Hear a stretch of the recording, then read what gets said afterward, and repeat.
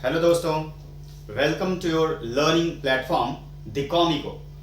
अगर आपने इससे पहले मुझे सुना होगा तो मैं चैनल का नाम बताया करता था द कॉमर्स पॉइंट, जबकि अब से ये जाना जाएगा द कॉमिको के नाम से। क्यों? दो रीज़न उसके पीछे। एक तो द कॉमर्स पॉइंट थोड़ा सा यूनिक नेम नहीं था, मुझे लगा कि थोड़ा सा यूनिक होना चाहिए यूट्यूब पे चैनल का नेम भी, तो इसलिए द कॉमर्स पॉइंट को रिप्लेस करके मैंने बना दिया द कॉमिको। ठीक है। दूसरा रीज़न ये है कि चूंकि मैं कॉमर्स के साथ साथ इकोनॉमिक्स के टॉपिक्स भी कवर करता हूँ और चैनल का नेम था अब तक द कॉमर्स पॉइंट, तो जिससे सीधे सीधे बस कॉमर्स इंडिकेट हो रहा था, जबकि इकोनॉमिक्स अपने आप में एक बड़ा और इम्पॉर्टेंट ब्रांच है। तो मुझे लगा कि चैनल के नेम में भी कॉमर्स के साथ साथ इकोनॉमिक्स का भी पार्टिसिपेशन होना चाहिए, इसलिए चैनल का नाम अब से द कॉमर्स पॉइंट की जगह द कॉमिको होगा। ठीक है। ये था एक इन्फॉर्मेशन जो कि पढ़ाने से पहले, आज के टॉपिक पे डिस्कस करने से पहले मुझे आपको देना था या आपसे शेयर करना था। ठीक है। अब अगर आज के टॉपिक के बारे में हम लोग बात करें तो वो भी एक तरह से इंफॉर्मेशन ही है आगे आने वाले लेक्चर्स के लिए, आगे आने वाले वीडियोस के लिए। कैसे इंफॉर्मेशन है, आइए बात करते हैं।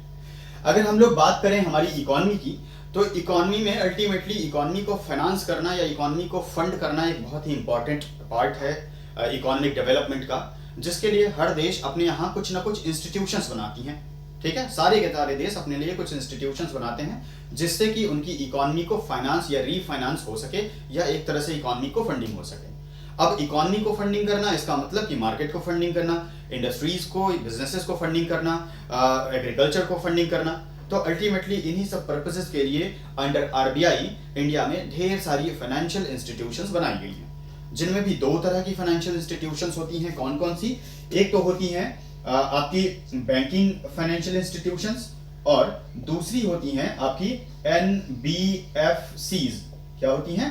एनबीएफसीज, जिन्हें कहते हैं नॉन बैंकिंग फाइनेंशियल इंस्टीट्यूशंस या नॉन बैंकिंग फाइनेंशियल कंपनीज।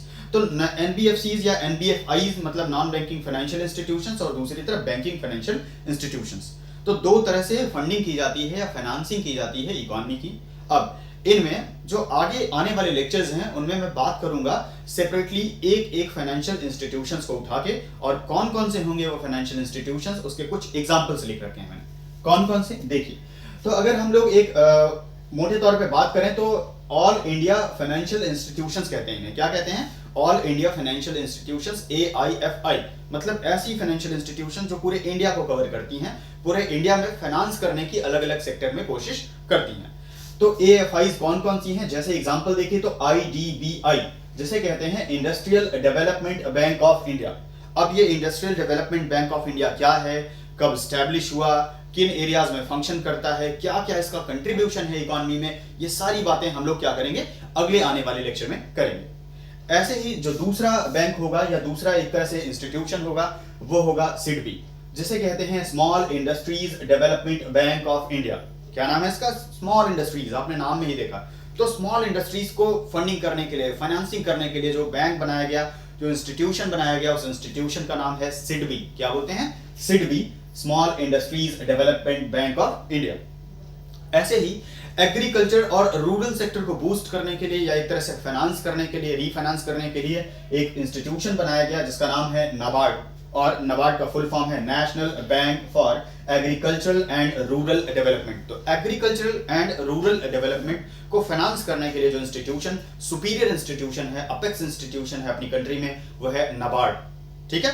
फिर अगला इंस्टीट्यूशन है EXIM, जिसे कहते हैं export and import bank of India. तो एक्सपोर्ट और इंपोर्ट से रिलेटेड फाइनेंसिंग करने के लिए एक सुपीरियर इंस्टीट्यूशन, अपेक्स इंस्टीट्यूशन जो बनाया गया है, उसका नाम है EXIM, means export and import bank of India. अगला IFCI, जिसे कहते हैं industrial finance corporation of India. तो इंडस्ट्री को फाइनेंस देना, कॉर्पोरेशंस को फाइनेंस देना एक तरह से किसका काम है? स्पेशली आपका IFCI का है। अब ये कैसा फाइनेंस देता है, किस नेचर का फाइनेंस देता है, किस तरह से इकोनॉमी में कंट्रीब्यूट करता है, कब स्टैब्लिश हुआ, ये सारी बातें हम लोग आने वाले लेक्चर्स में सेपरेटली कवर करेंगे।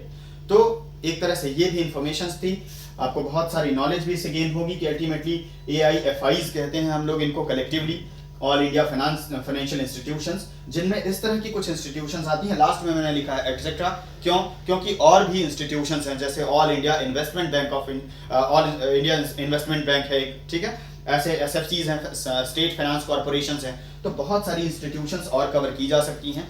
तो आने वाले 5, 6, 7 लेक्चर्स कंटिन्यूसली आपको इसी वीक में या नेक्स्ट वीक तक आपको जो मिलने वाले हैं वो हैं AIFIs पे, अर्थात ऑल इंडिया फाइनेंशियल इंस्टीट्यूशंस पे या फाइनेंसिंग इंस्टीट्यूशंस पे, ठीक है। तो अगले लेक्चर में हम लोग जल्दी ही कवर करेंगे IDBI को, means industrial development bank for India या बैंक ऑफ इंडिया, ठीक है।